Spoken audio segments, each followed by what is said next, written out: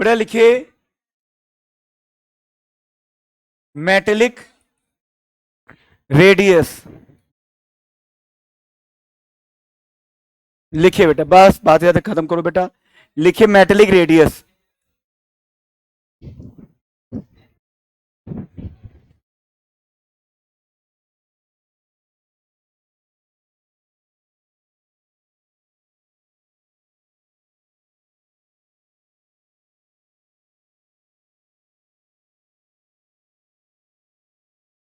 बेटा फटाफट सीट में बैठते जाओ बेटा, चारों लोग आराम से पीछे इतने बातें खत्म करो, पहले रिलैक्स हो लो फिर स्टार्ट किया जाए। बातें हो गई कंप्लीट, ठीक, सब लोग पहले इधर देखें, बस अब गर्दन सीधी रखो बेटा, पीछे आप इधर देखो बेटा, हाँ इधर डायगोनल। चलिए स्टार्ट करते हैं।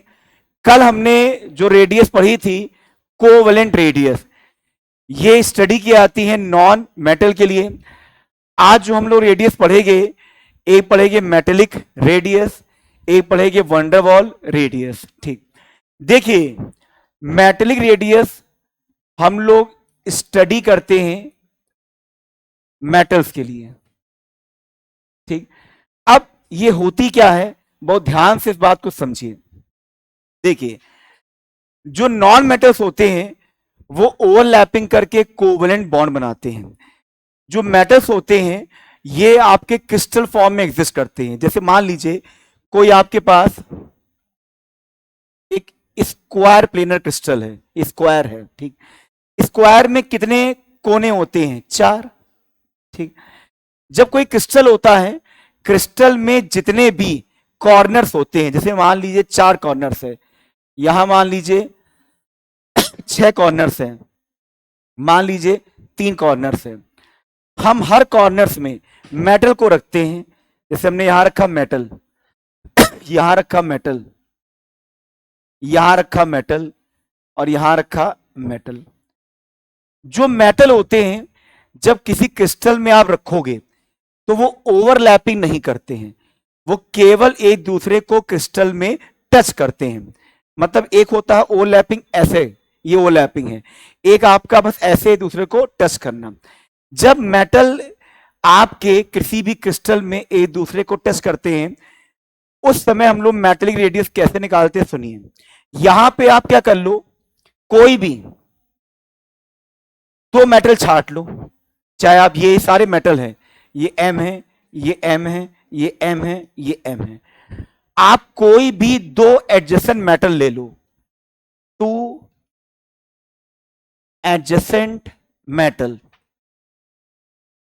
आपने मान लीजिए ये अगर बगल कोई भी ले लिया, आपने ये डायग्राम बनाया, देखिए ये मेटल है, ये मेटल है, ये इस मेटल का न्यूक्लियस है, ये इस मेटल का न्यूक्लियस है। इन दोनों के बीच की दूरी जो है, इस मेटल के न्यूक्लियस, इस मेटल के न्यूक्लियस के बीच की दूरी है DMM, हमने ये मान लिया। तो जो इस DMM का आधा होगा, DMM का जो आधा होगा बाई 2, वो होगा मेटेलिक रेडियस। तो जब भी आपसे मेटेलिक रेडियस पूछी जाए, 1/2 of the inter nuclear distance between 2 metallic atom touch each other in a crystal.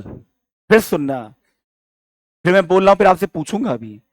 1/2 मतलब 1/2, आधा, of the inter nuclear distance, ये जो डीएमएम होता है इस डीएमएम को बोलते हैं इंटर न्यूक्लियर डिस्टेंस। ध्यान सुनना बेटा, 1/2 of the inter nuclear distance between 2 metallic atom. अब मेटेलिक एटम कभी ओवरलैप नहीं करते, दूसरे को टच करते हैं। Between 2 metallic atom touch each other in a crystal. एक बार इसको ध्यान सुनो, फिर मैं आपसे पूछूंगा कोवेलेंट रेडियस क्या थी, 1/2 of the internuclear distance between two atoms joined together by covalent bond. ये क्या है? 1/2 of the internuclear distance between two metal touch each other in a crystal.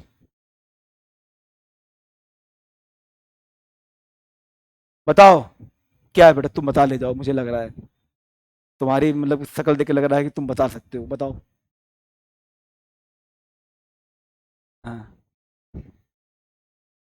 To metal touch each other in a crystal.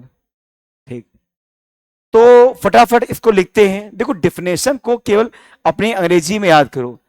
It is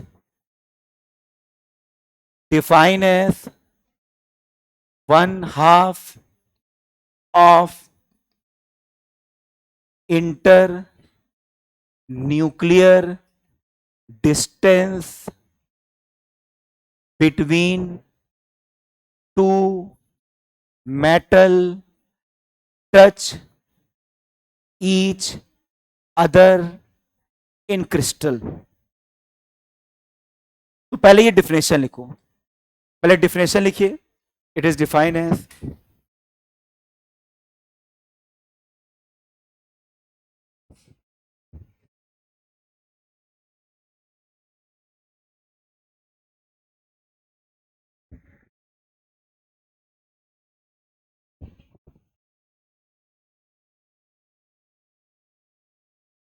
पहले ये definition लिखो, फिर ये diagram बनाओ और लिखो मैट्रिक रेडियस d mm/2।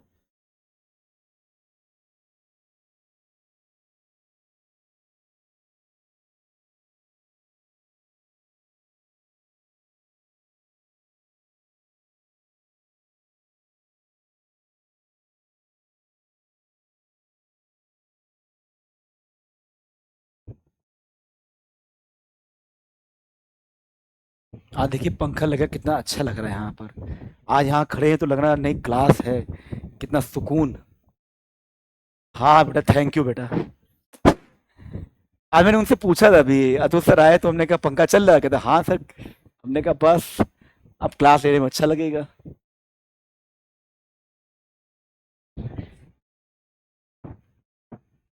नहीं, पर आप लोगों के लिए क्या है कि आप लोगों को थोड़ा मजबूत बनना चाहिए, क्योंकि नीट का पेपर मई में होता है और मई में भयंकर गर्मी पड़ती है, लू चलती है और टाइमिंग 2 बजे होता है करीब। तो उस समय आपका सेंटर जहां मिलेगा, को पंखा चल रहा हो नहीं चल रहा हो, धूप आ रही हो लू चल रही हो, हर सिचुएशन के लिए उस समय आप होना चाहिए।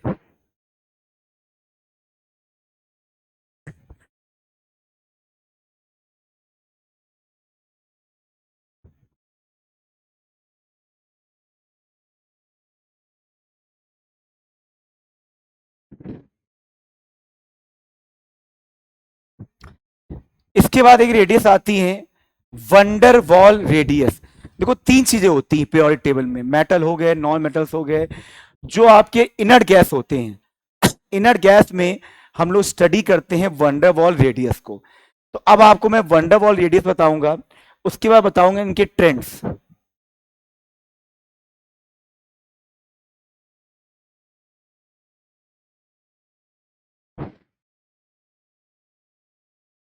अभी मैं तीनों रेडियस आपको लिखा रहा हूं, फिर दोबारा भी आपसे पूछूंगा।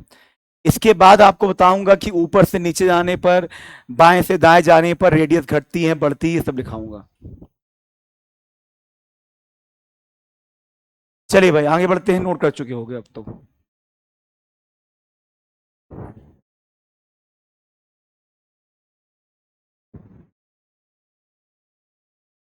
चलो भाई पेन छोड़ दो, अब समझो।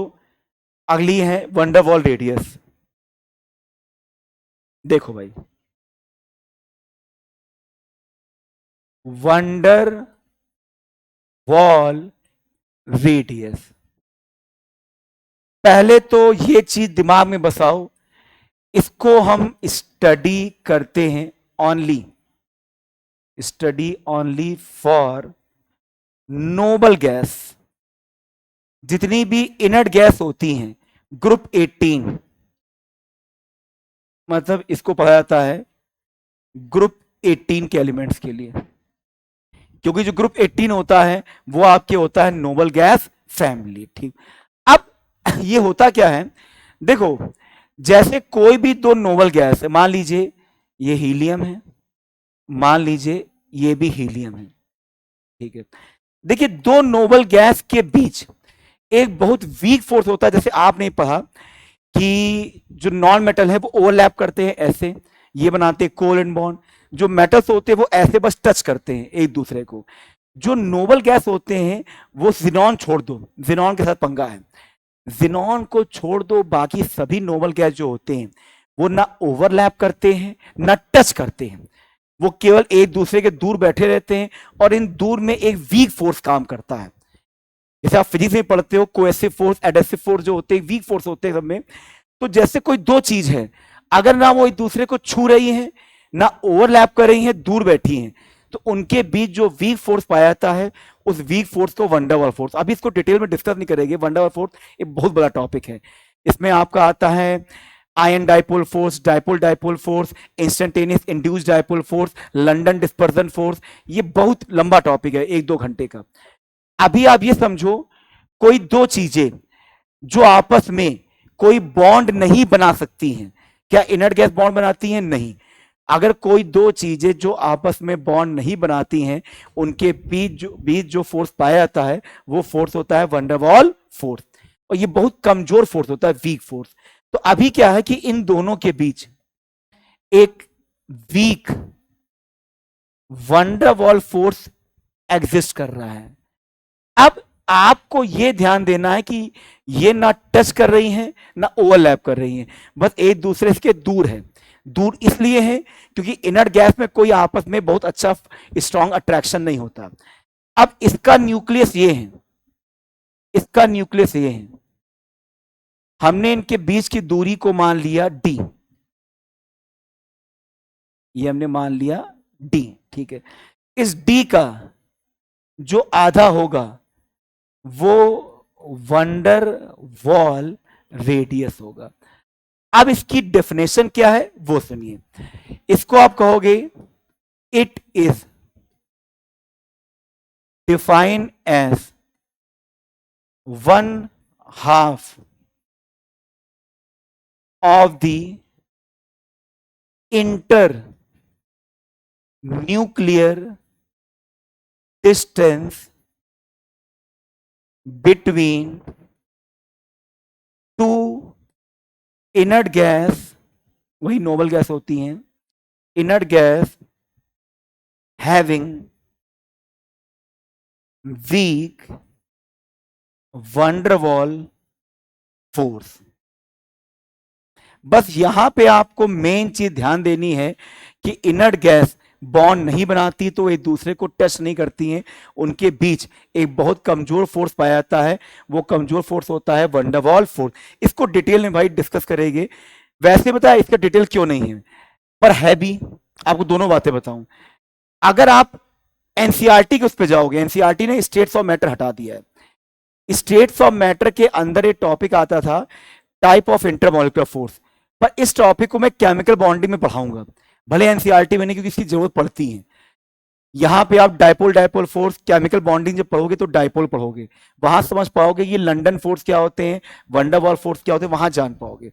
अभी ये जानो कोई दो इनर्ट गैस जो आपस में एक दूसरे को नहीं छूती हैं, उनके बीच का जो इंटरन्यूक्लियर डिस्टेंस होता है उसका जो आधा होता है वो होता है वंडर वॉल रेडियस। अब मैं आपसे कॉमन सेंस पूछूंगा, जरा रुकना, मैं 3 डायग्राम बना रहा हूं, इन 3 डायग्राम को ध्यान से देखो, थोड़ी बुद्धि लगाना। ये 3 डायग्राम है, इसमें एक ये डी है,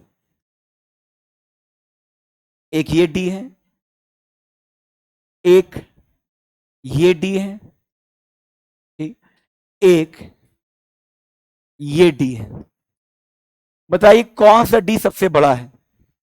वंडर वॉल, उसके बाद मेटेलिक, उसके बाद कोवलेंट। तो जो रेडियस का ऑर्डर होता है ये आपने पढ़ा था, कोवलेंट रेडियस, मेटेलिक रेडियस और ये आपने पढ़ा था वंडरवॉल रेडियस। इसको याद करने का तरीका वीएमसी। ठीक, सबसे बड़ी रेडियस होती है वंडरवॉल, फिर होती है मेटेलिक, और सबसे आखिरी में कोवलेंट रेडियस। इसको ध्यान समझ लो, ये डायग्राम देखिए पहचान जाओगे आप कि ये वंडरवॉल है, ये मेटेलिक है, ये कोवलेंट रेडियस। ठीक, अब इसको नोट करो।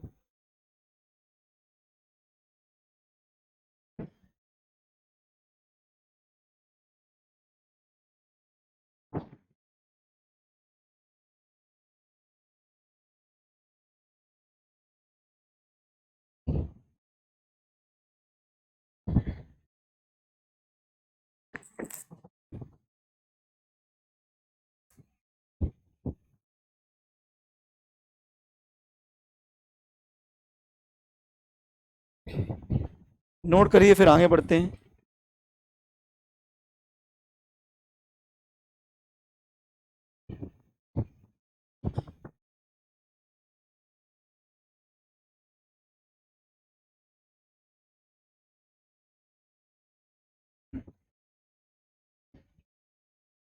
किसका? हाँ, हीलियम इनर्ट गैस है। हीलियम के लिए वंडरवॉल रेडियस, नियॉन के लिए वंडरवॉल रेडियस। आपने कल जो नोबल गैस पढ़ा था, हेमा, नेहा और करियन जीती रहना, तो उनमें जितने एलिमेंट्स आते हैं उन एलिमेंट्स के लिए हम स्टडी करते हैं वंडरवॉल रेडियस। हाँ,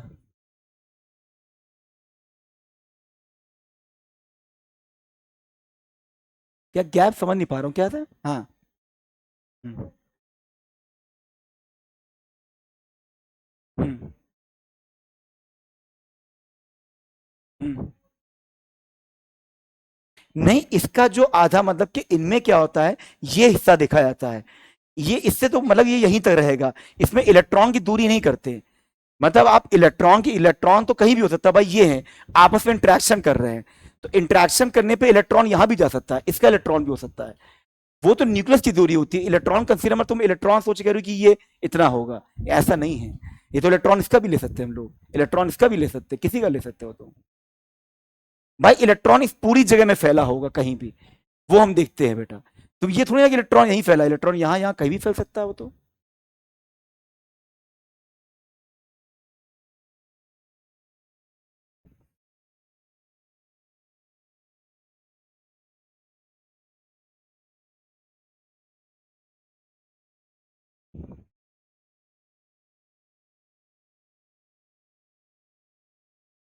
चलिए, नोट कर लिया है? अब फटाफट ये लिखिए। कर लिया है बेटा, स्पीड में करो बस। अभी दो चैप्टर आपके थ्योरेटिकल हैं, इसलिए थोड़ा स्पीड बढ़ाओ। केमिकल बॉन्डिंग भी थ्योरेटिकल है, ये भी थ्योरेटिकल है। चलिए ये लिखिए वीएमसी।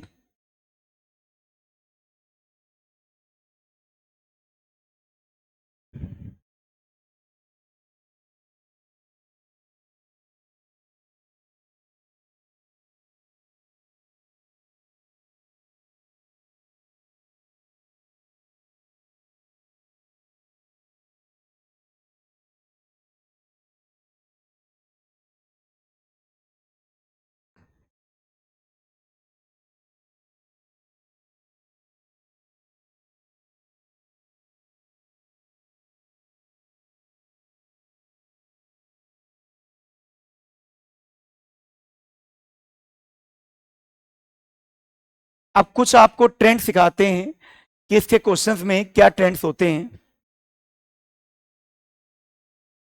कुछ ट्रेंड्स, कुछ एक्सेप्शंस, कुछ नॉर्मल केस, सारी चीजें बताते हैं आपको,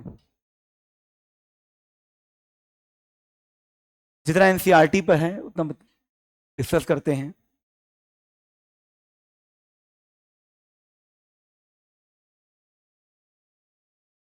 चलिए पेन छोड़ दीजिए अब।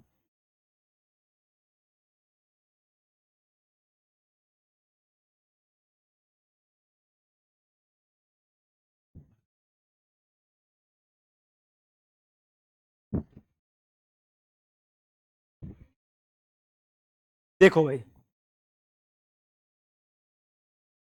अब आते हैं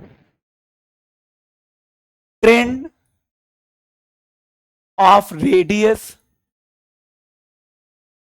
इन पीरियोडिक टेबल। समझिएगा अच्छे से जरा। इसमें क्या है, जैसे आप ग्रुप 1 एल्कली मेटल, ठीक, एल्कली मेटल में हलीना करब, हाइड्रोजन हटा दो भी, उसकी पोजीशन फिक्स नहीं है, करब कसफर, एल्कलाइन अर्थ मेटल, बेटा, मांगे, कार, स्कूटर, बाप, राजी, ठीक। फिर आपका कार्बन फैमिली, ठीक। फिर आपका कार्बन फैमिली हो गया, नाइट्रोजन फैमिली, ऑक्सीजन फैमिली, फिर आपका हेलोजन फैमिली, फिर आपका इनर्ट गैस फैमिली। सुनिए, एल्कली मेटल अर्थ मेटल में कोई एक्सेप्शन नहीं है, नो एक्सेप्शन। देखिए भाई, अगर हम टॉप से बॉटम चलते हैं, टॉप से बॉटम चलने पे एटॉमिक साइज इंक्रीज करता है, जिस कारण एटॉमिक रेडियस, कोवलेंट, वंडरवॉल जितनी भी है वो इंक्रीज करती हैं। टॉप से बॉटम चलने पे नंबर ऑफ सेल्स बढ़ते हैं, जो आपका प्रिंसिपल क्वांटम नंबर है आपका एन की वैल्यू, ऑर्बिट बढ़ते हैं, ठीक है। तो इसमें क्या होता है, ये ऐसे रेडियस बढ़ती है, इसमें भी रेडियस बढ़ती है, ठीक। इनमें कोई एक्सेप्शन नहीं है। जो एल्कली मेटल है, अल्कलाइन अर्थ मेटल है, साफ सुथरा आदमी है। बोरॉन फैमिली मैंने यहां छोड़ी है। बोरॉन फैमिली क्यों छोड़ी है, उसमें एक्सेप्शन है। बोरॉन फैमिली चाहे नीट हो, जेई है, दोनों इसको पूछ चुका है, क्योंकि इकलौता ऐसा परिवार जहां पे एक्सेप्शन आते हैं।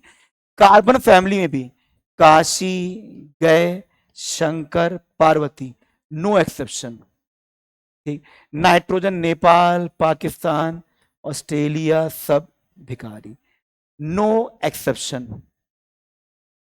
ओ से टीपो, यहां भी नो एक्सेप्शन। फिर कल बाहर आई आरती, नो एक्सेप्शन। तो इन सब परिवार में कोई एक्सेप्शन नहीं है। और आपके इनर गैस में भी कोई वो नहीं, हेमा, नेहा और करीना जीती रहना। पर यदि इनर्ट गैस को इन सारे परिवार से कंपेयर कर दोगे तो ज्यादा होगा, क्योंकि इनर्ट गैस में कौन सी रेडियस है, वंडरवॉल रेडियस, ठीक। तो पहले तो आपको यह जानना है किन परिवार में सुख शांति है। एल्कली मेटल में सुख शांति है। देखो, जहां सुख शांति है मतलब नॉर्मल ट्रेंड। और नॉर्मल ट्रेंड क्या होता है कि टॉप से बॉटम आप चलोगे तो एटॉमिक साइज बढ़ेगा, एटॉमिक साइज बढ़ता है तो रेडियस भी बढ़ती है। तो ये सारी फैमिली सुख शांति की है। जहां पे शांति भंग होती है वो बोरॉन फैमिली, उसकी शांति क्यों भंग होती है उसका भी रीजन देते हैं आपको, ठीक है। पहले तो ये नोट कर लो, लिख देना नॉर्मल, ये सारे नॉर्मल ट्रेंड्स। नॉर्मल ट्रेंड्स को बोलते हैं रेगुलर ट्रेंड्स।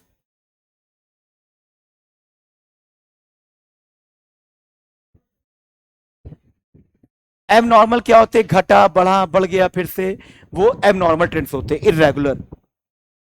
इनमें ऊपर से नीचे आने में साइज बढ़ेगा तो रेडियस भी बढ़ती है।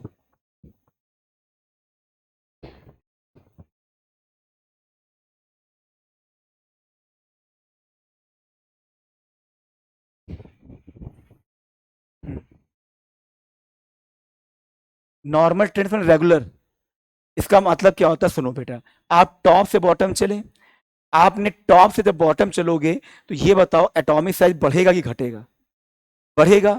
बढ़ेगा क्यों, देखो ये फर्स्ट पीरियड का है, जैसे सेकेंड, थर्ड, ये third period, second period, third period, fourth period, fifth, six, seven. जैसे एन की वैल्यू बढ़ेगी, एन की वैल्यू बढ़ती है तो साइज बढ़ेगा, साइज बढ़ेगा तो आपका जो रेडियस है वो भी बढ़ेगी। आप ये समझो, ये 2s1 है, इसका पीरियड क्या है, सेकेंड, कल से क्या था वो पीरियड। इसलिए 3s1 है, इसका पीरियड क्या है, थर्ड। ये 4s1 है, इसका पीरियड क्या है, फोर्थ। ये 5s1 है, पीरियड आपका 5। 6s1, इसका पीरियड 6। 7s1, period 7। अब ये बताओ, 2 3 4 5 6 7, टॉप से बॉटम जाने पे एन की वैल्यू बढ़ रही है, एन की वैल्यू बढ़ेगी, साइज बढ़ेगा। नॉर्मल ट्रेंड का मतलब है, देखो अगर कोई चीज ऊपर से बढ़ रही है, दाएं से बाएं घट रही है, तो ये नॉर्मल है। अब मान लो पहले बढ़ी, फिर घटी, फिर बढ़ गई, ये नॉर्मल है कि अब नॉर्मल है? अब नॉर्मल है। ये सारे नॉर्मल है आपके। एबनॉर्मल ट्रेंड बताएगी अभी।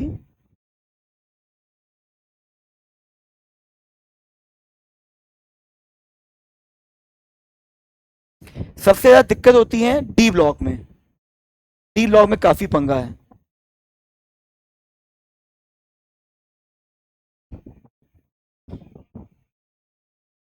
अब आपको एक एबनॉर्मल ट्रेंड सिखाते हैं।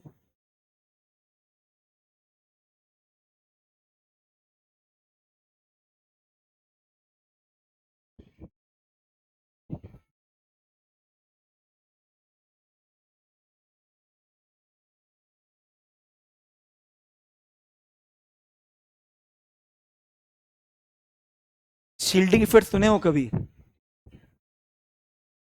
यस बोल रहे हो तो फिर आंसर भी तैयार करना है, फिर फर्जी वाला नहीं, क्योंकि जो अगला एबनॉर्मल चीज है वो शील्डिंग इफेक्ट पे ही आधारित है। और पहली बात मैं आपसे कह दूं, जब तक इनऑर्गेनिक चल रही है, एक्सेप्शंस का जो रीजन है वो केवल भिड़ाया जाता है।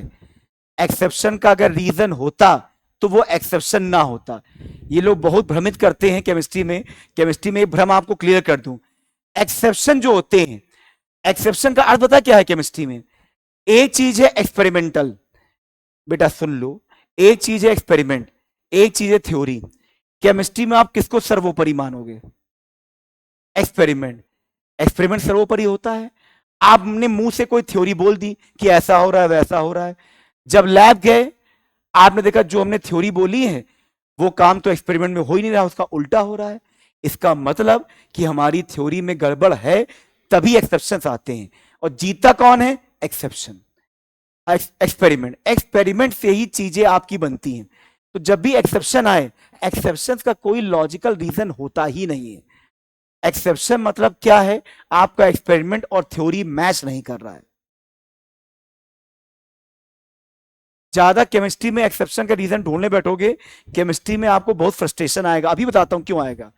अभी मैं आपको एक्सेप्शन सिखाऊंगा और तुमने उसको नियम मान लिया और नियम नहीं लगेगा तो आप अजीब फ्रस्ट्रेट होगे।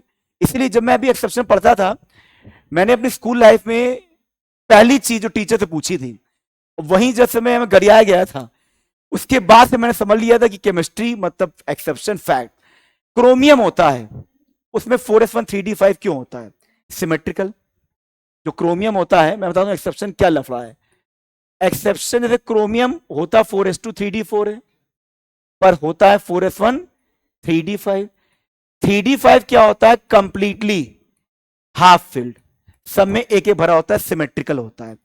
3d4 क्या होता है?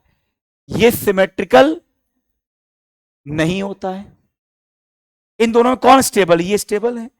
मैंने अपने स्कूल में क्या पूछा था, क्या डर खाया था? कार्बन 1s2 2s2 क्या होता है? 2p2। ये कार्बन होता है। मैंने क्या पूछा था टीचर से अपने कि सर अगर अभी देखा जाए तो 2p2 क्या कंप्लीटली हाफ फील्ड है? बताओ भैया, कंप्लीटली हाफ फील्ड है? नहीं है। आपने यहां इस 2 के एक इलेक्ट्रॉन को जम करके यहां भेज दिया, 2 के एक इलेक्ट्रॉन को जम करके यहां भेज दिया, तो 3d5 4s1 हो गया, स्टेबल हो गया। तो सर आप यहां पे कार्बन को ये क्यों नहीं बोलते 2s1 2p3? अब ये क्या हो गया? Completely half field. उस दिन से मैं जान गया केमिस्ट्री में जहां चीजें होती हैं एक्सेप्शन वो हो जाती हैं, जहां नहीं होती हैं वो नहीं होती हैं। केमिस्ट्री में हर चीज का रीजन ऐसा नहीं है। तो वही मैं बताऊं कि आप जैसे देखोगे अभी बहुत सारे एक्सेप्शन आएंगे, उनमें अगर आपने ज्यादा इन्वॉल्वमेंट ले लिया, ज्यादा अटैचमेंट हो गए, तो आपको पूरी केमिस्ट्री एक्सेप्शन दिखेगी, लगेगा केमिस्ट्री सारी एक्सेप्शन है, हम जो पढ़ ले सब गलत है सब। इसीलिए एक्सेप्शन मालूम है क्या? एक कॉपी बना लो, उस कॉपी का नाम रखो एक्सेप्शन इन केमिस्ट्री। उस कॉपी में केवल एक्सेप्शन ही लिखो और एक्सेप्शन में लिख दो ज्यादा अटैचमेंट नहीं करना है। ये कड़वा सच है, ये है। अरे जेई का पेपर होता है, इतने पुराने पुराने 30-40 साल से टीचर पढ़ा रहे हैं, जेई के आंसर की निकलती हैं एडवांस की, मालूम है कुछ आंसर में क्या लिखते हैं? Fact based, FACT, fact based होता है, बाय एक्सपेरिमेंटल डेटा ये आंसर आया है। उनके पास जवाब नहीं होता, जवाब है ही नहीं। हर चीज के केमिस्ट्री में ये नहीं कि तुम थ्योरी फ्रॉम रेजोनेंस ये फैक्ट है, ये एक्सपेरिमेंटल चीजों से डेटा कलेक्ट किया गया है। तो पहले मैं अभी आपको अगला एक्सेप्शन बता रहा हूं, साफ कह दूं, ज्यादा एक्सेप्शन से अटैचमेंट मत करना, और वरना अटैचमेंट करना तो मुझे सबके रीजन बताना, मैं आपको दूंगा 1000 से 2000 प्राइस, सबका रीजन देना, फिर आप सबको भिड़ा के एक्सेप्शन रीजन देना। एक्सेप्शन में टीचर वही रीजन दे पाता जहां पे वो भिड़ा रहा है, एक्सेप्शन बता रहा है, बाकी सब में क्यों नहीं दे रहा है, बाकी सब में कहते नहीं रेगुलर ट्रेंड है, ये थोड़ी ना बात होती है। एक्सेप्शन का बस पता क्या है, तुम रेडियस को कैसे पढ़ रहे हो, टॉप से bottom, number of cell. Scientist मालूम है ऐसे नहीं पढ़ते, साइंटिस्ट कहते हैं रेडियस को निकालने के लिए एक मेथड आता है, X ray diffraction method. Scientist X ray diffraction method से हर एटम की रेडियस निकालते हैं। साइंटिस्ट डिफ्रैक्शन में काम कर रहा है, हम लोग पता है क्या काम कर रहे हैं, हम लोग काम कर रहे हैं वो पीरियड बढ़ रहा है, नंबर ऑफ सेल बढ़ रहे हैं, साइंटिस्ट कहते भिड़ाओ, तुम्हारा जो थ्योरी तुम करते रहो, मैं तो एक्सपेरिमेंट में जीऊंगा। जहां मेरी डिफ्रैक्शन और तुम्हारा ये भिड़ रहा है, नॉर्मल केस है, और जहां मेरा डिफ्रैक्शन और तुम्हारा ये पीरियड नहीं भिड़ेगा तो क्या है, एक्सेप्शनल केस है। अब बताता हूं एक्सेप्शन, पहले आपको सुनो। पहला एक्सेप्शन,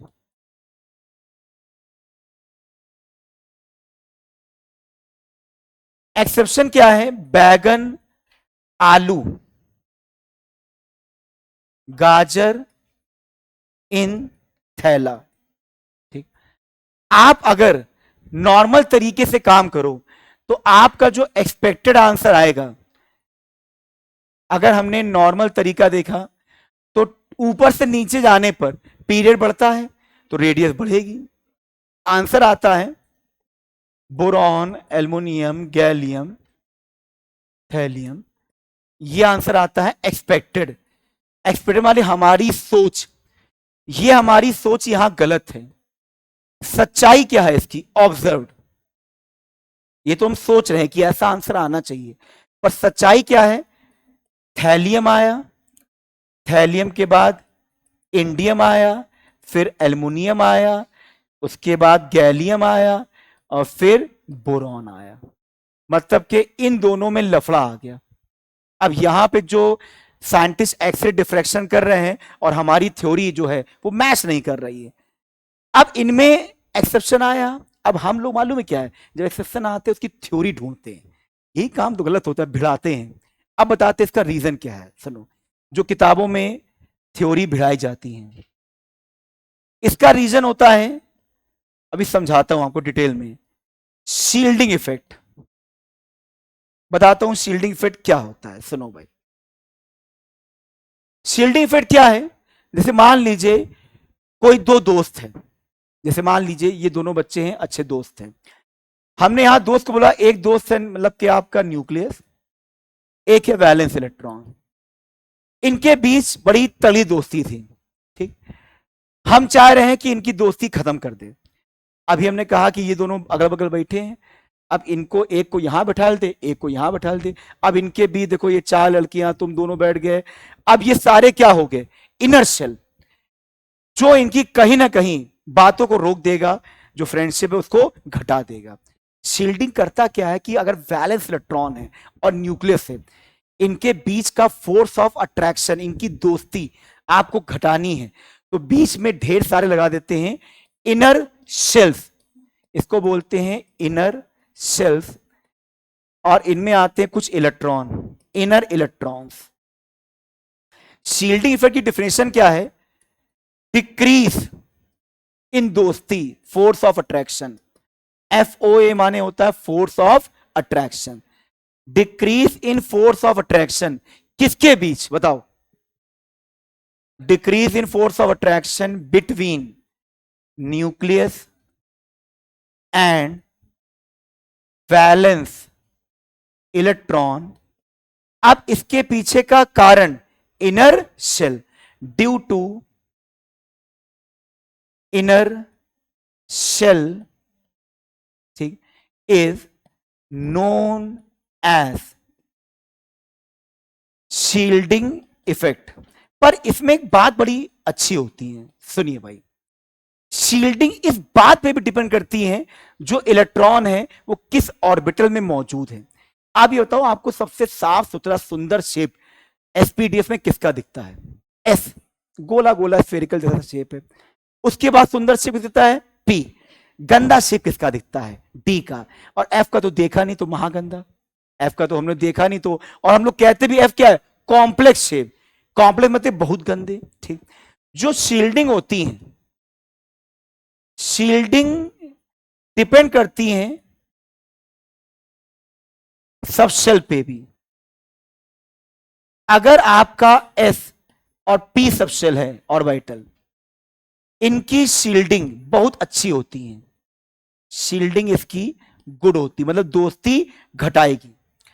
जो तुम्हारे डी और एफ सबशेल होते हैं, इनका शेप बहुत गंदा होता है, इनकी शील्डिंग बहुत खराब होती है। सबसे खराब तो होती है एफ की, पता ही नहीं शेप, शील्डिंग पुअर। अब सोचो, शील्डिंग गुड, शील्डिंग पुअर। जैसे मैं कह दूं अभी ये दो बच्चा है, यहां एक को बैठा दिए थे, यहां एक को बैठा दिए थे, इनके बीच 6 लोग बैठे थे, शील्डिंग क्या थी? गुड। अब मैंने 6 लोग में 2 लोग हटा दिए, 3 लोग हटा दिए, तो शील्डिंग क्या हो जाएगी? पुअर। बात समझ रहे हो? अब एक चीज बात समझना, जब गुड शील्डिंग होती है, थोड़ा बुद्धि लगाना इसमें, बड़ी खास बात है, और जब पुअर शील्डिंग होती है, अब मैं आपसे चीज पूछूंगा, ये न्यूक्लियस है और ये वैलेंस इलेक्ट्रॉन, गुड शील्डिंग है, अभी इन दोनों के बीच 6 लोग बैठे हैं, अट्रैक्शन क्या होगा? कम। अगर मैं 6 में 2 को हटा दूं, 4 कर दूं, तो इनके बीच का अट्रैक्शन क्या होगा? बढ़ेगा। अब सोचो, जब अट्रैक्शन बढ़ेगा तो ये दोनों एक दूसरे के नजदीक आना चाहिए, दूर? नजदीक। अब होता क्या है कि न्यूक्लियस और वैलेंस इलेक्ट्रॉन जब शील्डिंग गुड होती है तो इनका अट्रैक्शन बहुत कम होता है। देखो, जब अट्रैक्शन कम होगा तो इनके बीच की दूरी क्या होगी? ज्यादा, तो इनका डिस्टेंस लार्ज होगा। अब इसका उल्टा सोचो, जब पुअर शील्डिंग है तो इनके बीच का अट्रैक्शन अच्छा हो गया, फिर से बढ़ने लगा, स्ट्रॉन्ग, तो इनके बीच की डिस्टेंस क्या हो जाएगी? कम। अब थोड़ा अकल लगाओ, जब डिस्टेंस कम होती है तो रेडियस पे क्या प्रभाव डालेगी? रेडियस घटा देगी। डिस्टेंस ज्यादा होगी तो रेडियस बढ़ा देगी। अब ये सारा चक्कर मैंने क्यों बताया, सुनो भाई, पर फिर मैं कहूंगा, never attach with reason of exception. जिस दिन तुम एक्सेप्शन रीजन से ज्यादा अटैचमेंट कर गए, अभी मैं बताऊंगा, उस दिन तुमको केमिस्ट्री बताया बहुत अजीब खराब लगने लगी। मैं नहीं चाहता खराब लगे, क्योंकि मैं हमेशा जब पढ़ा था मैं समझ केमिस्ट्री सबसे अच्छी, मालूम क्यों? मैं पॉजिटिव फैक्ट देखता हूं। जब नीट का पेपर देते हैं, जेई का पेपर देते हैं, एक एक सेकंड में, 1 सेकंड में, 2 सेकंड में इनका क्वेश्चन लग जाता है। यही अगर हम मैथमेटिक्स और फिजिक्स का क्वेश्चन करते हैं, एड़ी चोटी जो लगा ले, हमको मिनट और बताएं कितनी, केमिस्ट्री हमारा इतना साथ देती है, एक एक सेकंड में। फिजिकल छोड़ दो, फिजिकल में न्यूमेरिकल वाला छोड़ दो, जो केमिस्ट्री के थ्योरेटिकल क्वेश्चन आते हैं वो 1 सेकंड, 10 सेकंड, 12 सेकंड, जब यार 10, 12, 5 सेकंड में क्वेश्चन लग रहे हैं तो हम इसको पढ़ने में मुंह क्यों बनाएं? ये सोचे नहीं यार, हमको तो सिलेक्शन करना है, और कौन सी आपको केमिस्ट्री का केवल, मतलब एमबीबीएस में केवल फॉर्मूले का यूज होगा, इन सब चीजों का ज्यादा इस्तेमाल नहीं होता। अब सुनिए, होता क्या है, एल्युमिनियम जो होता है 1s2, 2s2, 2p6, 3s1, 3, एक बार रुक जाओ, 3s2, 3p1, 13 इलेक्ट्रॉन, 2, 2, 4, 10, 2, 12, 13, 31। इसका होता है 1s2, 2s2, 2p6, 3s2, 3p6, 4s2, 3d10, 4p1। अब ये बताओ, इसका 13 होता है एटॉमिक नंबर, इसका 31 होता है, ठीक है? गौर से देखना, इसमें डी में कितने इलेक्ट्रॉन हैं? 10 इलेक्ट्रॉन। अगर डी में 10 इलेक्ट्रॉन है तो इसमें क्या होगी? Poor shielding. और इसमें तो इलेक्ट्रॉन एस और पी में है, तो इसमें क्या होगी? Good shielding. अब एक चीज अकल लगाइए, जिसकी पुअर शील्डिंग है, पढ़ो, पुअर शील्डिंग मतलब डिस्टेंस क्या होगी, कम, और जिसकी गुड शील्डिंग है डिस्टेंस क्या है, ज्यादा। तो मतलब कि जो रेडियस होगी वो एल्युमिनियम की ज्यादा होगी और गैलियम की कम होगी। ये बात समझे, क्योंकि इसकी पुअर शील्डिंग, इसकी गुड शील्डिंग। अब बच्चा अगर अटैचमेंट कर ले, अब बच्चा पता क्या करेगा, बच्चा तो बच्चा कहेगा सिलिकॉन जर्मेनियम, सिलिकॉन में भी आपका 3s2 3p2 है और जर्मेनियम में डी में 10 इलेक्ट्रॉन है। फिर कहेगा फास्फोरस आर्सेनिक 3s2 3p3 और आर्सेनिक में 10 इलेक्ट्रॉन। फिर कहेगा सल्फर सिलेनियम, अब कहेगा नहीं यार इनकी तो नॉर्मल आ रही है, उन्हीं में पंगा है, पता नहीं ये लोग क्या करते हैं। इसका मैं बताऊं, ये जो रीजन आप पढ़ लो, this reason is just to match the experiment, not logical reason. अगर लॉजिकल रीजन होता सब में बैठता, ये लॉजिकल रीजन नहीं है, ये केवल आपके जो एक्सपेरिमेंटल चीज है, एक्सरे डिफ्रैक्शन मेथड, उसको भिड़ाने के लिए बता दिया गया। और नीट और जेई जो प्रोफेसर इस बात को जानते हैं, वो कभी इसका रीजन नहीं पूछते। आज तक कोई पेपर दिखा देना कि इसका रीजन पूछा गया, वो केवल पूछते ट्रेंड्स। वो पूछेगा कि बोरॉन फैमिली में रेडियस का ट्रेंड क्या होता है, तो 3-4 ऑप्शन दिए गए, तो ऐसा ये ट्रेंड करेक्ट। इसीलिए मैं आपसे कहता हूं never get attach with reason of exception, ठीक है, ये नोट कर लो, क्योंकि इस चैप्टर में मैं एक्सेप्शन उठाऊंगा ढेर सारे।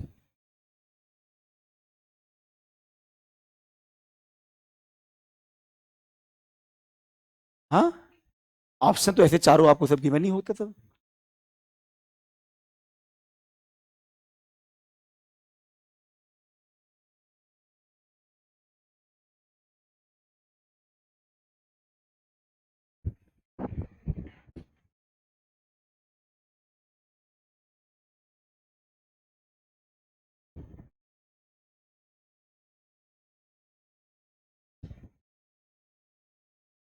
अब मैं आपको देखो 1 से लेकर 30 ये मैंडेटरी है। अब मैं आपको, अभी मैंने सिखाया है ऊपर से नीचे, टॉप से बॉटम, अब सिखाऊंगा बाएं से दाएं, लेफ्ट टू राइट। पर लेफ्ट टू राइट में मेरी कंडीशन है 1 से 30, क्योंकि वो बहुत फिर ज्यादा हो जाएगा। 1 से 30 तक का क्या ट्रेंड होता है बताऊंगा।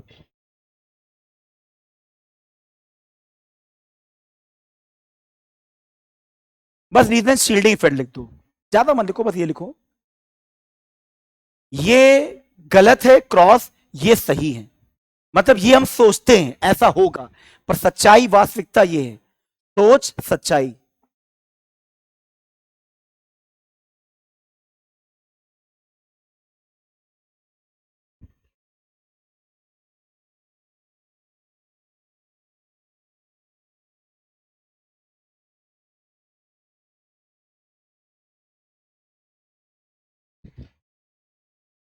चलिए भाई लिख लिया एक्सेप्शन। एक्सेप्शन को अलग से कॉपी बनाओ, उसमें लिखो तो ज्यादा बेटर रहेगा, क्योंकि वो मिक्स हो जाएगी। फिर आखिरी में आप मेरे पास आओगे कि सर वो पीरियोडिक टेबल के सारे एक्सेप्शन बता दीजिए, तो मैं यही कहूंगा अरे यार एक्सेप्शन कॉपी बनाते उसमें सारे इकट्ठे होते, तो इसको एक्सेप्शन ही कॉपी में लिखो, वो बेटर है। चलिए भाई, शील्डिंग इफेक्ट की डिफरेंशियल लिख लो। लिखो ये डिफरेंशियल, डिक्रीज इन, लिखो decrease in force of attraction between nucleus and valence electron due to inner shell is known as shielding effect. लिखो decrease in force of attraction between nucleus valence electron due to inner shell is known as shielding effect.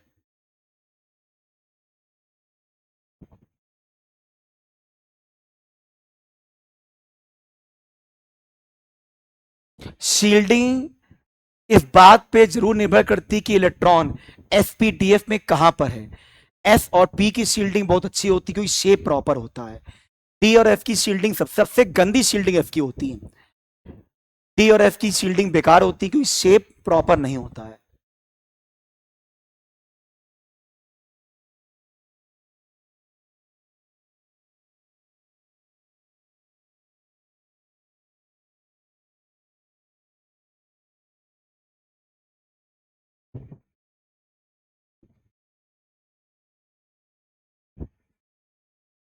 चलिए कुछ और exception की ओर बढ़ते हैं।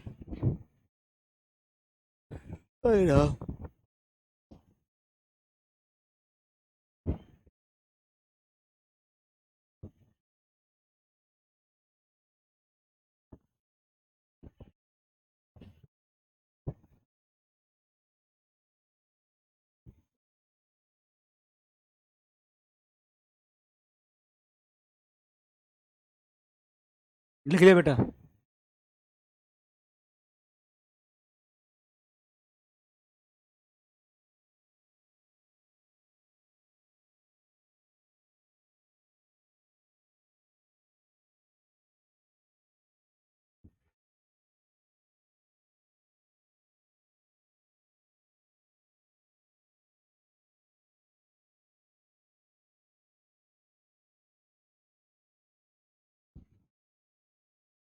चलिए भाई आगे बढ़ते हैं।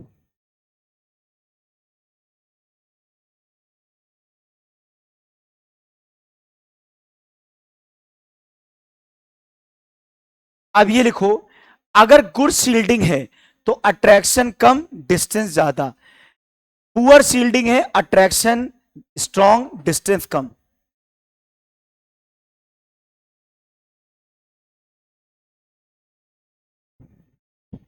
ये attraction distance nucleus valence electron के बीच की है।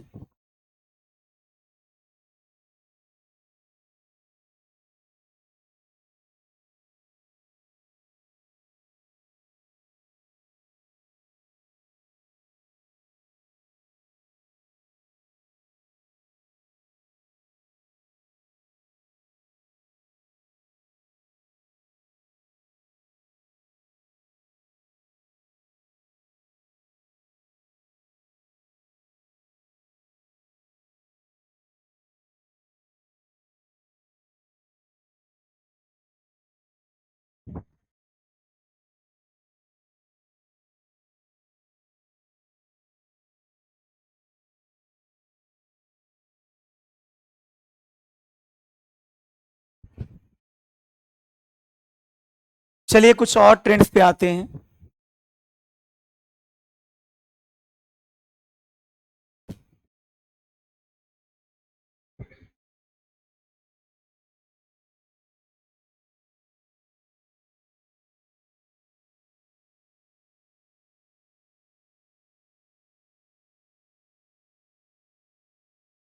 चलो भाई पेन एंड छोड़ दो, अगले चीजों पे आते बताते हैं।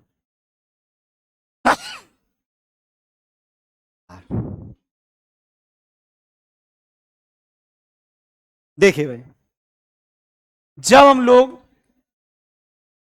पीरियोडिक टेबल में लेफ्ट से राइट चलते हैं तो वहां पे Z इफेक्टिव ये होता है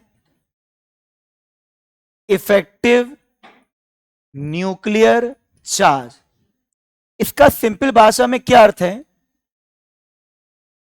positive charge of nucleus feel by valence electron. सुनिए, इसका मतलब होता है positive charge of nucleus feel by valence electron. जब लेफ्ट टू राइट आप चलते हो तो जो Z इफेक्टिव होता है वो इंक्रीज करता है, बढ़ता है। जब Z इफेक्टिव इंक्रीज करेगा तो ये बताओ, जो वैलेंस इलेक्ट्रॉन है वो न्यूक्लियस की, जैसे ये न्यूक्लियस है, ये वैलेंस इलेक्ट्रॉन है, अगर ये इलेक्ट्रॉन इस पॉजिटिव चार्ज को ज्यादा फील कर रहा है तो इसके नजदीक जाएगा कि दूर जाएगा? नजदीक जाएगा। अब जब नजदीक जाएगा तो साइज क्या होगा? घटेगा। तो होता क्या है, जब भी Z इफेक्टिव बढ़ता है तो जो एटॉमिक साइज होता है, रेडियस, वो घटती है, डिक्रीज होती है। पर देखो केमिस्ट्री में कब क्या हो जाए कुछ भरोसा नहीं है। हम ये लाइनें लिखते हैं कि भाई टॉप से बॉटम रेडियस बढ़ती है, बोरॉन फैमिली एक्सेप्शन आ गया। अभी हमने कहा left to right Z effective बढ़ता है, Z इफेक्टिव बढ़ेगा, एटॉमिक साइज घटेगा। अब बताऊं लफड़ा क्या है? सबसे पहले मैं इन्हीं की बात कर लूं, हाइड्रोजन हीलियम। हाइड्रोजन से हीलियम की ओर चलोगे तो आप ऐसे चल रहे हो कि ऐसे चलोगे? ऐसे चल रहे हो, लेफ्ट टू राइट, ठीक है। तो ये बताओ अब आपका Z इफेक्टिव क्या होगा? बढ़ेगा, एटॉमिक साइज घटेगा, एटॉमिक साइज घटेगा तो हाइड्रोजन एटॉमिक साइज हीलियम से ज्यादा होना चाहिए, क्योंकि भाई देखो ये लेफ्ट से राइट चल रहे, इसका Z इफेक्टिव ज्यादा होगा, 2 इलेक्ट्रॉन, तो हीलियम का एटॉमिक साइज कम होगा, हाइड्रोजन एटॉमिक साइज ज्यादा होगा। पर नहीं भैया, इसका एक्सपेक्टेड आंसर तो ये है, अगर Z इफेक्टिव देखें जेड इफेक्टिव से तो आंसर आएगा कि ये हाइड्रोजन ज्यादा होगा, हीलियम कम होगा। पर अभी हमने थ्योरी पढ़ी, हीलियम क्या है? Inert gas. इनर्ट गैस में कौन सी रेडियस है? Van der Waals radius. और वंडरवॉल रेडियस ज्यादा होती, इसमें तो वंडरवॉल होगी नहीं। ठीक, हाइड्रोजन टिपिकली नॉन मेटल माना जाते हैं। हाइड्रोजन मेटल नॉन मेटल दोनों बिहेव करते हैं, पर ज्यादातर इसको नॉन मेटल कंसीडर कर लेते हैं। ठीक, अगर मैं कह रहा हूं मेटल भी हो नॉन मेटल भी हो, मेटल में कौन सी रेडियस? मेटेलिक। नॉन मेटल में कौन सी रेडियस? आपके कोवलेंट। इन दोनों से तो वंडरवॉल ज्यादा है। वंडरवॉल नॉन मेटल की रेडियस से भी ज्यादा है, मेटल की रेडियस से भी ज्यादा है। तो देखा जाए इसका सही जवाब, ऑब्जर्व, हीलियम की ज्यादा होनी चाहिए किससे? हाइड्रोजन से। इसका जवाब है वंडरवॉल रेडियस। कोई टेंशन? अब आपको ऐसे एक्सेप्शन दिखेंगे, कोई दिक्कत?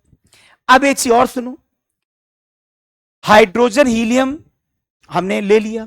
हाइड्रोजन हीलियम वाला आता है हा ही लीबे बकनोफनी, हा ही लीबे बकनो funny.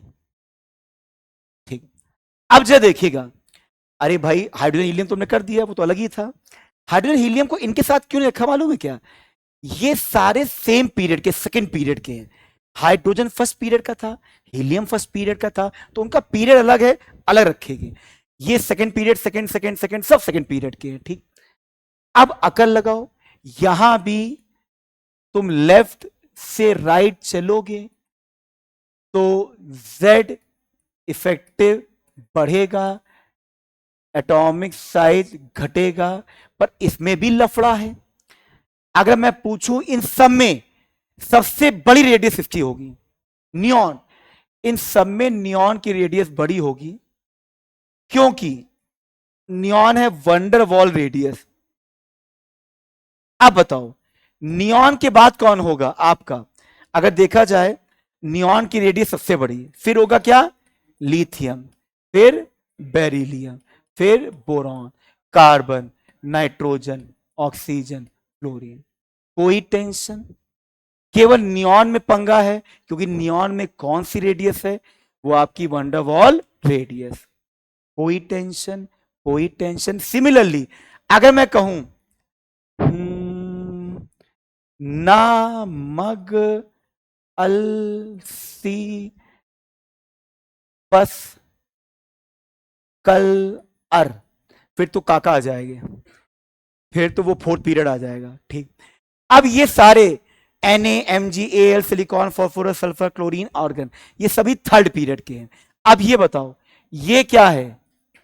Nobel gas, van der Waals radius, argon की सबसे ज्यादा, फिर वही NaMgAl SiPs। कोई tension?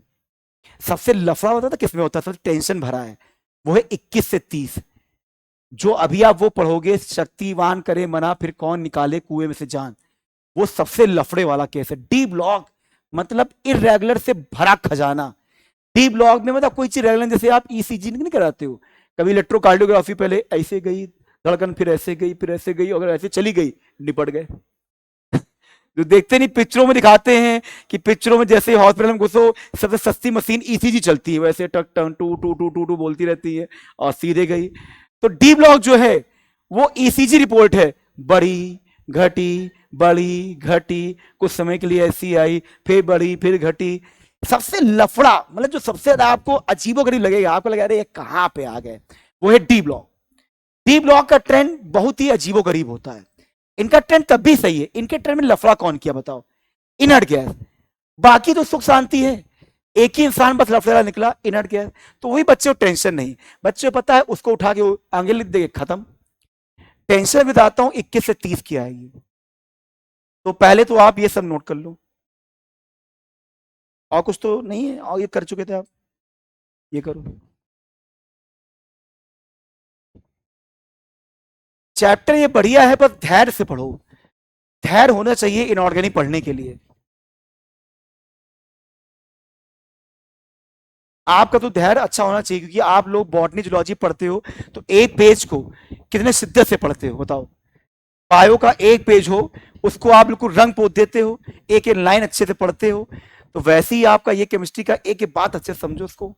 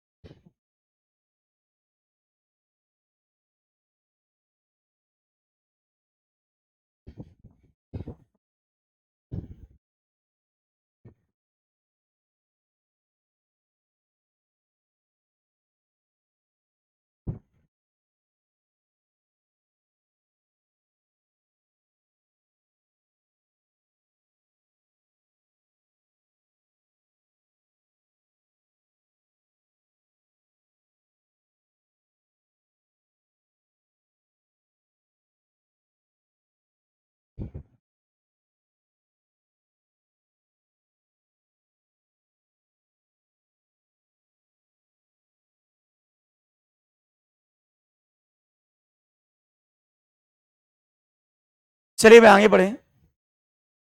Positive charge of nucleus feel by valence electron, ये डिफिनेशन होती है जेड इफेक्टिव की।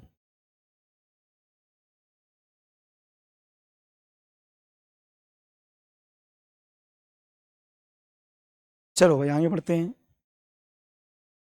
ये नोट करो, एक्सपेक्टेड माने होता हमारी सोच, ऑब्जर्व माने से, मतलब ये आंसर है गलत, ये आंसर है सही।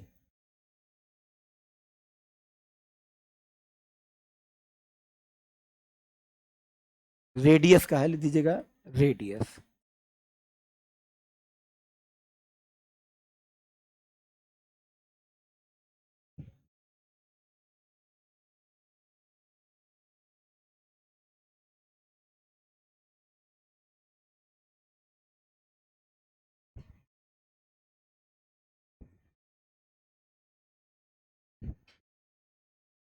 चलिए भाई आगे बढ़ते हैं।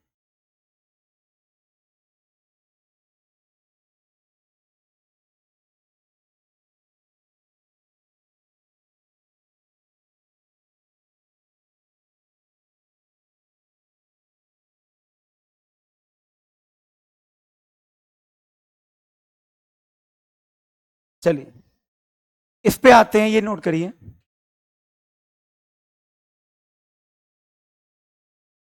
ये आंसर लिखिएगा नियॉन, फिर ये आंसर लिखिएगा आर्गन, सोडियम, मैग्नीशियम।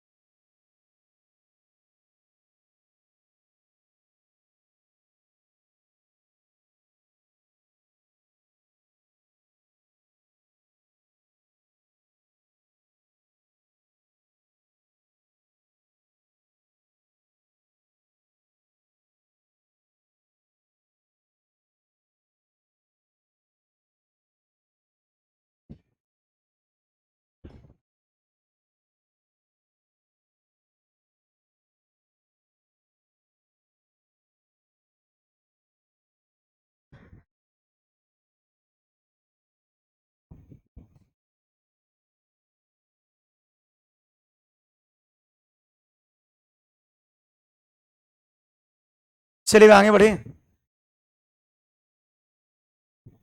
इसके बाद आपको एक ग्राफ ड्रॉ करता हूं जो कि 21 से 30 का है।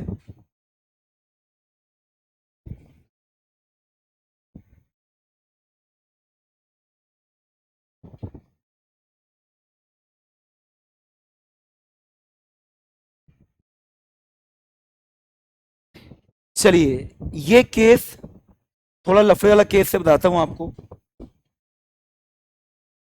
नोट कर लिया बेटा इसको, ठीक। अब radius trend for atomic number 21 से 30, देखिए यहां आप ले लो एटॉमिक रेडियस और यहां पे आप ले लो एटॉमिक नंबर इस एक्सिस में, ठीक है। पहले क्या होगा, शुरुआत करो स्कैंडियम से। स्कैंडियम से जैसे जैसे आप नीचे आओगे, पहले यहां पे आएगा टाइटेनियम घटेगी, वेनेडियम और घटेगी, फिर क्रोमियम और घटेगी, ठीक। फिर आएगा आपका एमएन, एमएन तक घटती हैं, ठीक है। उसके बाद लगभग बहुत कम अंतर होता है फेकोनी, ये आयरन कोबाल्ट निकल लगभग बराबर होती है, मतलब बहुत ज्यादा इसमें अंतर नहीं होता। एमएन के बाद फिर एमएन, एफई, कोबाल्ट, निकल, बहुत अंतर नहीं होता। फिर अचानक से आपकी ये राइज करेगी, फिर इधर आएगा कॉपर, फिर इधर आएगा जिंक। अब इसके पीछे कारण क्या होता है बताता हूं, कि पहले आपने देखा घटी, फिर कांस्टेंट हो गई, फिर एकदम से बढ़ी। अब तीनों का रीजन क्या है सुनो भाई। पहले मैं बताऊंगा इसमें जो रेडियस है यहां तक एटॉमिक रेडियस डिक्रीज क्यों करी, क्योंकि Z इफेक्टिव इंक्रीज कर रहा था। क्योंकि भाई आप 21 से 22, 22 से 23, 23 से 24, 24 से 25, इसका एटॉमिक नंबर 21, 22, 23, 24, 25। जब आप ऐसे जाओगे, देखो शक्तिवान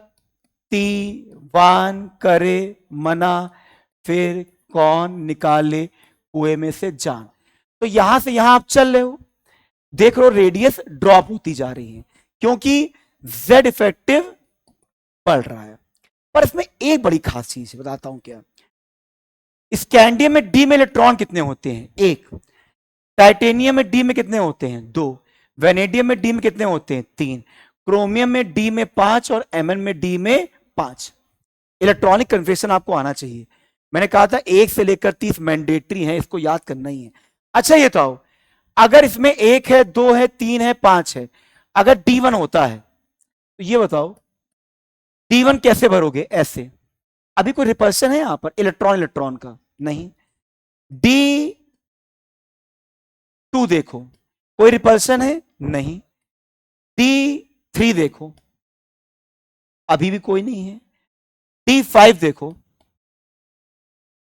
अब रिपल्शन मालूम कैसे स्टार्ट हो जाएगा, जहां तुम आओगे D6 में, 1 2 3 4 5 6, अब ये दोनों क्या करेंगे, इलेक्ट्रॉन इलेक्ट्रॉन रिपल्शन।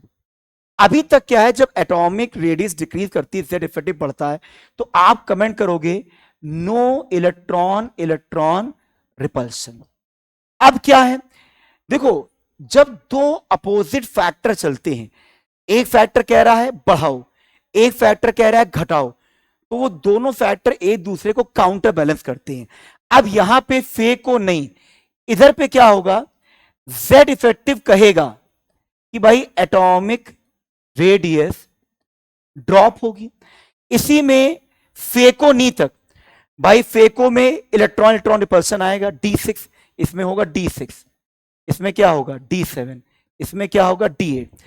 तो जब आप D6 ऐसे भरोगे, D7 ऐसे, D8 ऐसे, इलेक्ट्रॉन इलेक्ट्रॉन रिपल्सन में तो पड़ेगा, और रिपल्सन चीजें फैलाएगा कि पास में लाएगा, फैलाएगा।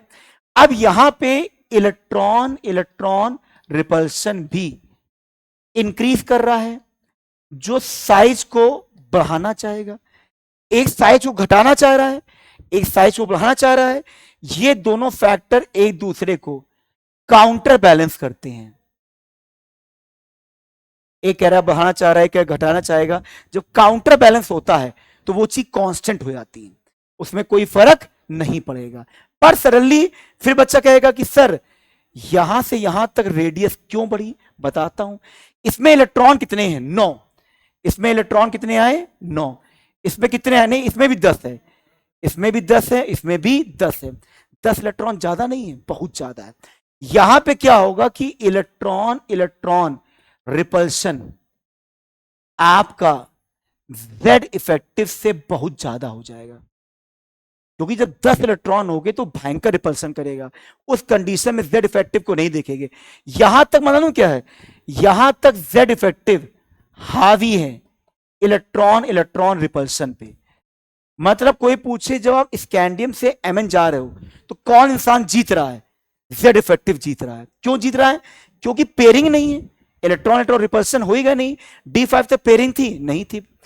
जैसे यहां पे आया, अब यहां पे कोई नहीं जीतेगा, वो भी बराबर वो भी बराबर, तो एक दूसरे को बैलेंस करेगा। भाई यहां पे जेड इफेक्टिव बढ़ा है, इलेक्ट्रॉन रिपल्शन भी हल्का हल्का बढ़ रहा है, तो बैलेंस करेगा। बैलेंस करने में चीजें जो होती हैं वो कांस्टेंट हो जाती है। पर अचानक से फिर बढ़ा क्यों, क्योंकि 10 इलेक्ट्रॉन में भयंकर रिपल्शन आ जाएगा, वो इतना रिपल्शन बढ़ा देगा कि जेड इफेक्टिव को वीक कर देगा। तो आपसे कोई पूछे 3 पैरामीटर है, यहां पर जेड इफेक्टिव बराबर हो जाएगा इलेक्ट्रॉन इलेक्ट्रॉन रिपल्शन के। यहां तक कौन ज्यादा है, जेड इफेक्टिव ज्यादा इलेक्ट्रॉन इलेक्ट्रॉन रिपल्शन से। यहां कौन ज्यादा है, electron electron repulsion Z effective से। तो 3 पैरामीटर है, एक है जेड इफेक्टिव, एक है इलेक्ट्रॉन रिपल्शन। यहां से नीचे आने पर कौन जीत रहा है, जेड इफेक्टिव। यहां पे एक दूसरे को बराबर है, यहां पे कौन जीत रहा है, इलेक्ट्रॉन इलेक्ट्रॉन रिपल्शन। तभी मैं कह रहा हूं ये लफड़े वाला है। और ऐसा 3D में नहीं, तुम यारी जरा निभा मौत तक रुकावट राह में पड़े आगे कुछ, वहां भी यही ट्रेंड है। ला हफ्ता वरना रहीम उसामा, वहां भी ये ट्रेंड है। डी ब्लॉक में ट्रेंड क्या होता है कि पहले शार्प घटता है, फिर ऐसे हो जाता है, फिर शार्पली बढ़ता है। और जब घटे तो राजा आदमी कौन है, जेड इफेक्टिव जीत रहा है इलेक्ट्रॉन इलेक्ट्रॉन रिपल्शन से।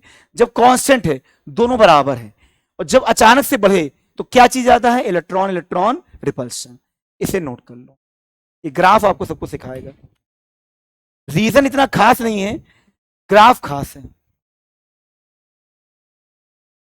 ये टॉपिक बड़ा है, खूब सारे क्वेश्चन आते हैं इसमें। कभी आपने बोर्ड एग्जाम में या चलते फिरते कभी शब्द सुनाओ, लैंथेनाइट एक्टिनाइट कंट्रैक्शन, सुने हो कभी, उस बात को भी चर्चा में लाते हैं।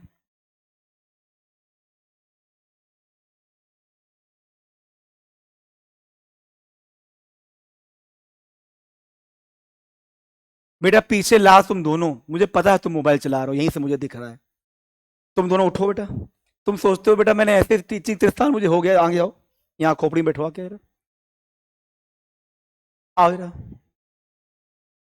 यहाँ बेटा एक नियम है, अगर हमने मोबाइल जमा करा लिया तो वो नियम क्या है कि पेरेंट्स को मोबाइल सौंपा जाता है। नवनीत सर से आपको बुला के बता दे, नहीं तुम ही बैठो बस, अब तुम बैठो। अब ये शील्डिंग कर दी हमने, अब ये गुड शील्डिंग है, ठीक है, अब बढ़िया शील्डिंग हो गई देखो।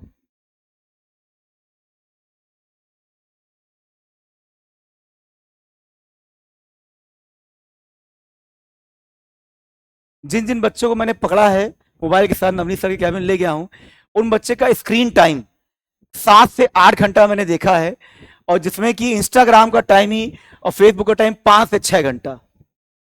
एक बच्चे को मैंने पकड़ा था, वो बच्चा पता क्या कह रहा था, उसकी तो बात सुन के मुझे आंसू आ गए।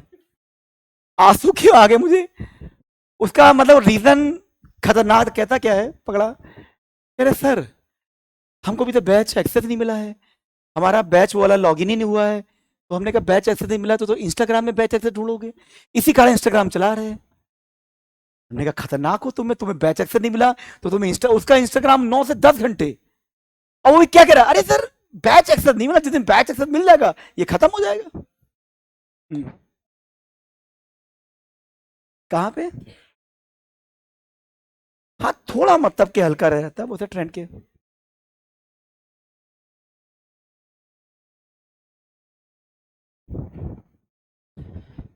चलिए इसके बाद फटाफट नोट करो, लेंथेनाइट एक्टिनाइट कंट्रैक्शन, इस पे आता हूं मैं।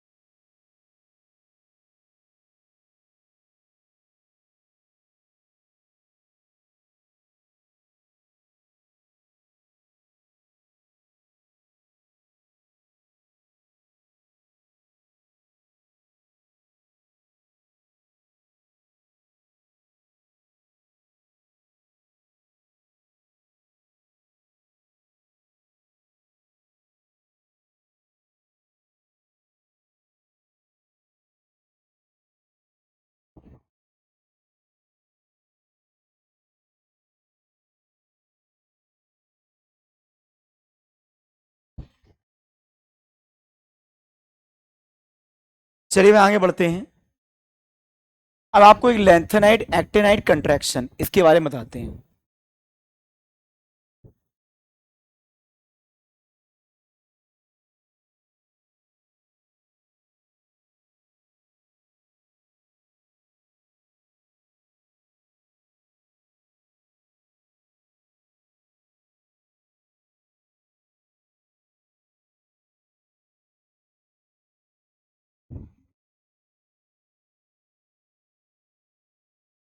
चलिए भाई देखिए,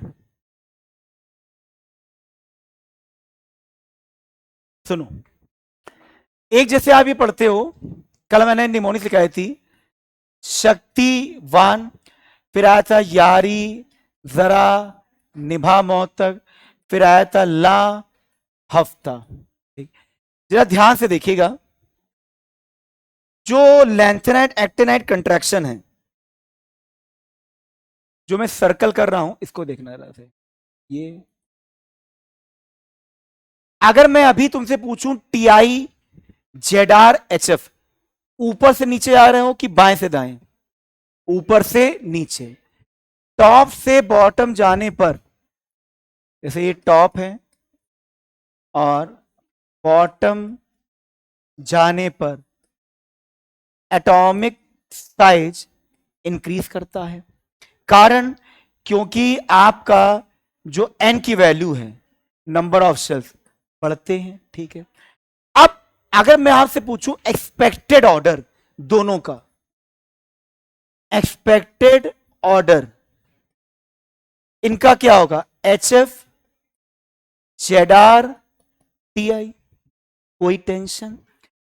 इसका भी एक्सपेक्टेड ऑर्डर आपका आएगा T A N B V, कोई टेंशन। ठीक, पर ये दोनों ही गलत आंसर होते हैं, इसमें एक्सेप्शन है। ये तो बता रहा हूं, ये एक्सेप्शन केस है। इसका सही आंसर ऑब्जर्व्ड क्या होता है कि जो जेड आर एच एफ होते हैं वो आपस में बराबर चले जाते हैं और टी आई से ज्यादा। ये टी एन बी भी आपस में बराबर चले जाते हैं वी से ज्यादा। अब ऐसा क्यों, समझाता हूं। देखो देखो, एक्सेप्शन का वैसे तो एक्सपेरिमेंटल रीजन है।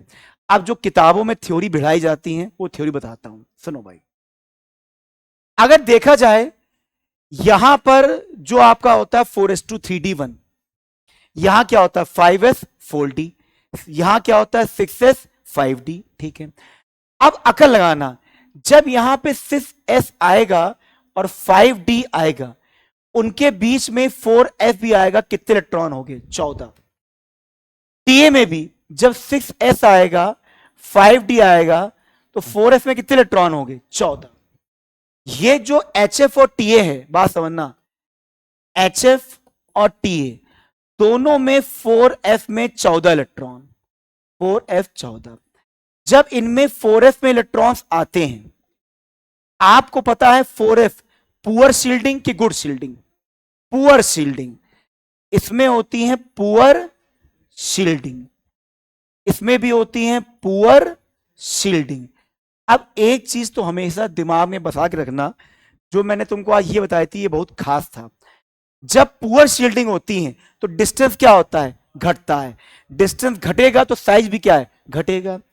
अब है क्या, बहुत ध्यान से मेरी बात समझना, यानी कि जो HF और TA हैं इनकी डिस्टेंस घटेगी। अब ये इतनी डिस्टेंस घट जाती है कि इनकी डिस्टेंस ZR के बराबर चली जाती है, और इसकी इतनी डिस्टेंस घट जाती है कि इसकी डिस्टेंस जो रेडियस है वो NB के बराबर चली जाती है। इस फिनोमेना को, इसको हम कहते हैं लेंथेनाइड एक्टिनाइड कंट्रैक्शन। इसी फिनोमेना को बोला जाता है लेंथेनाइड एक्टिनॉइड कंट्रैक्शन। इसके पीछे का जो रीजन है वो रीजन होता है शील्डिंग। कभी पूछा जाए कि ये रीजन क्यों ऐसा आया, एक लाइन कर सी भाई, पूछा जाएगा नहीं। इसका नाम ही होता है लेंथेनाइड एक्टिनाइड कंट्रैक्शन, इस शील्डिंग के द्वारा होता है। ZR HF, ऐसा क्वेश्चन आता है, ZR HF atomic size similar, this is due to lanthanide contraction. ठीक, फटाफट छाप लो को। पर आपके मतलब मेन बात क्या है, अगर आपको कम लिखना है, कम लिखने के लिए बस आप इतना लिखो, इतना लिखो, बस ये चीज लिखो और ये लिखो, ये बस, और कुछ ना लिखो। ये सब समझो खूब, लिखो सिलेक्टेड।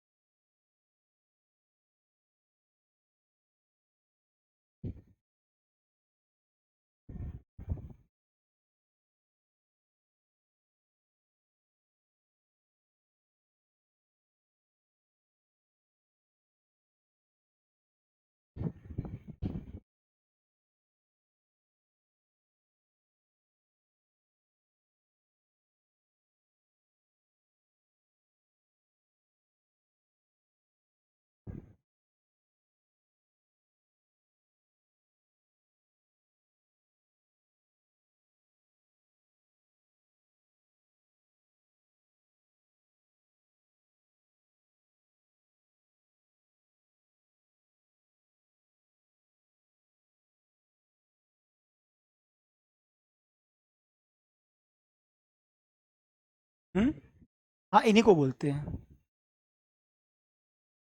यहाँ और किसी में तो होता नहीं है। कौन कौन से देखे? इसी में देखो, जो ZR HF ये है, और इसमें हाँ इक्वल है।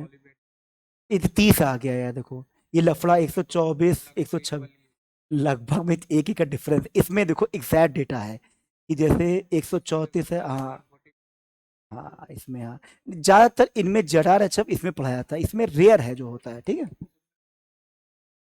लास्ट के 2 है। ठीक,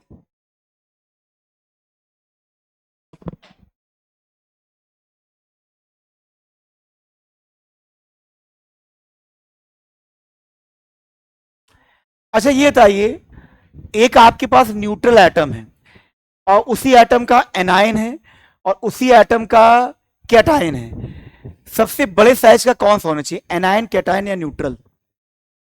एनायन। उसके बाद कौन साइज बड़ा होना चाहिए? न्यूट्रल। उसके बाद सबसे आखिरी में कैटायन। ठीक, इसी पर एक क्वेश्चन आपसे पूछेगी, फिर टॉपिक खत्म करेंगे, आयनेशन एनर्जी स्टार्ट करेंगे। अब ये नोट कर लिया बेटा?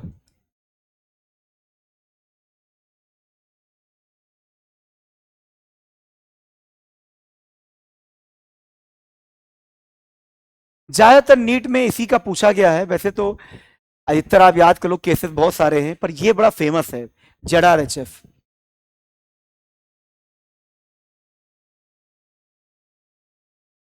चलिए अब आगे बढ़े।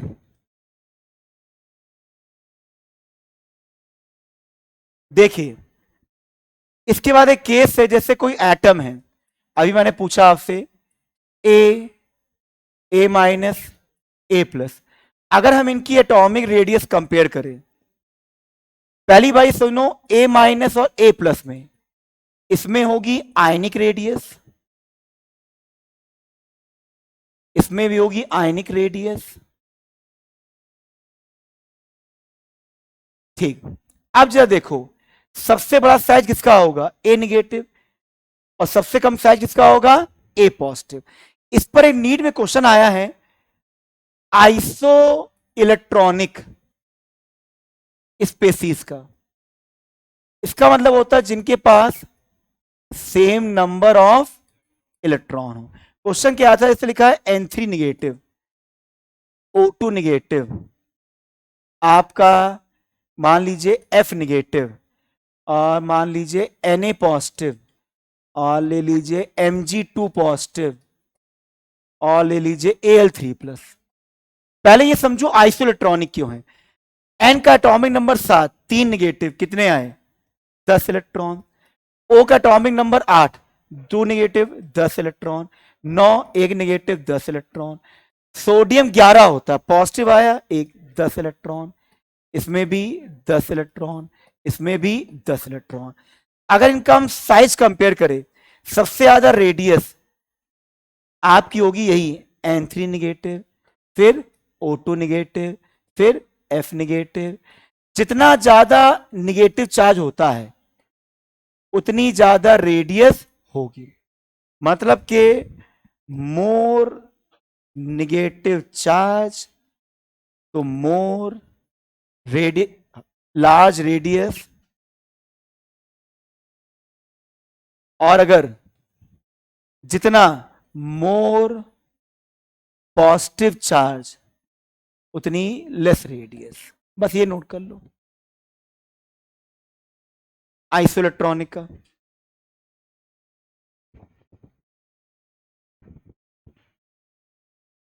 अब आपका ये टॉपिक फिनिश हो चुका है। अब स्टार्ट करेंगे आयनाइजेशन एनर्जी।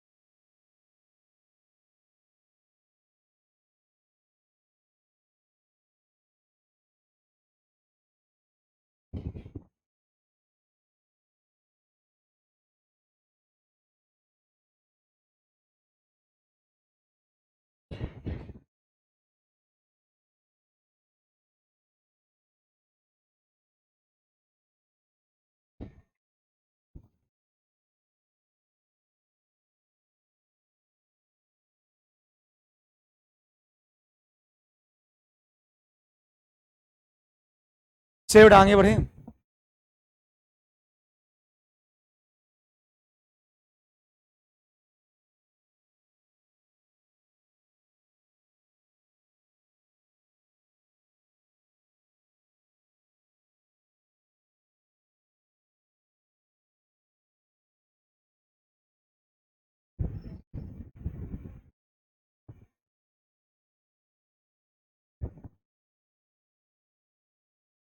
चलिए डिफिनेशन पे आते हैं। लिखिए आयनाइजेशन एनर्जी, इसकी डिफिनेशन पहले लिखते हैं।